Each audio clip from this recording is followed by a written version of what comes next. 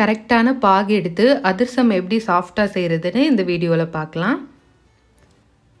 அதிரசம் செய்ய நான் இன்றைக்கி 2 கப் அளவுக்கு சிகப்பரிசி எடுத்திருக்கேன். இந்த அரிசி யூஸ் பண்ணும்போது டேஸ்ட் இன்னும் கொஞ்சம் நல்லாயிருக்கும். இதுக்கு பதிலாக பச்சரிசியும் யூஸ் பண்ணிக்கலாம்.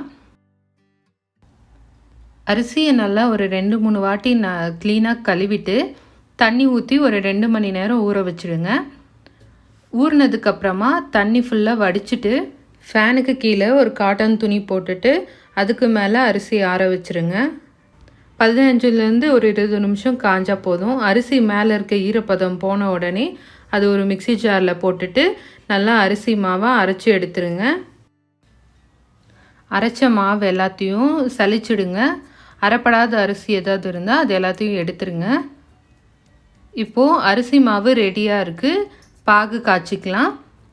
பாகு காய்ச்சறதுக்கு 2 கப் அரிசிக்கு 1 கப் அளவுக்கு பொடிச்ச வெல்லத்தை அளந்து எடுத்துக்கோங்க. இப்போ இதை ஒரு பாத்திரத்தில் போட்டுட்டு 1/2 டம்ளர் அளவுக்கு தண்ணி ஊற்றி வெல்லத்தை கரைச்சிடுங்க.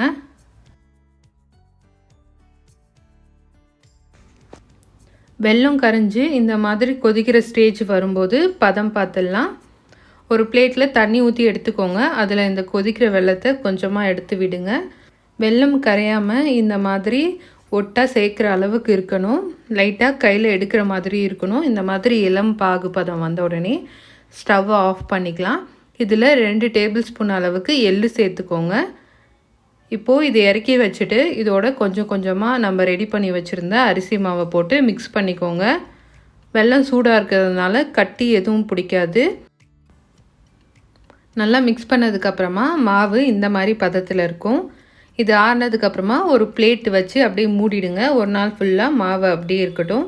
நான் ஒரு பாக்ஸுக்கு மாற்றிட்டேன். ஒரு நாள் கழித்து அதிரசம் மாவு நல்லா பதமாக ரெடியாக இருக்கும்.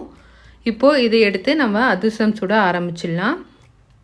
ஈஸியாக தட்டி போடுறதுக்கு பிளாஸ்டிக் கவர் மேலே எண்ணெய் தடவிட்டு அதில் அதிரசம் மாவு வச்சுடுங்க.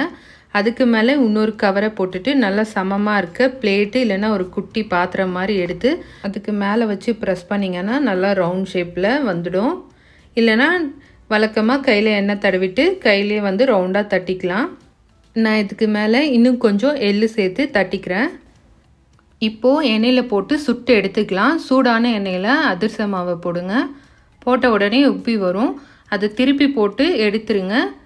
இப்போது இதுக்கு மேலே இன்னொரு கரண்டியை வச்சு ப்ரெஸ் பண்ணிங்கன்னா அதில் இருக்க எண்ணெயெல்லாம் அப்படியே வடிஞ்சிரும். இதே மாதிரி எல்லா அதிரச மாவையும் சுட்டுக்கலாம். இந்த மாதிரி ஒரு பெரிய பாத்திரம் எடுத்துக்கோங்க. இதில் வந்து ஒரு குட்டி பிளேட்டு, அது கீழ்ப்பகுதி கவர் ஆகிற மாதிரி ஒரு குட்டி பிளேட் எடுத்து கமுத்தி வச்சுருங்க. இப்போது இதுக்கு மேலே நம்ம சுட்ட அதிரசம் எல்லாத்தையும் அடுக்கி வச்சுக்கலாம். ஏன்னா அதிரசத்துலேருந்து எண்ணெய் வந்து ஃபுல்லாக வடியும். இந்த மாதிரி வச்சிட்டிங்கன்னா எண்ணெய் ஃபுல்லாக கீழே வந்துடும்.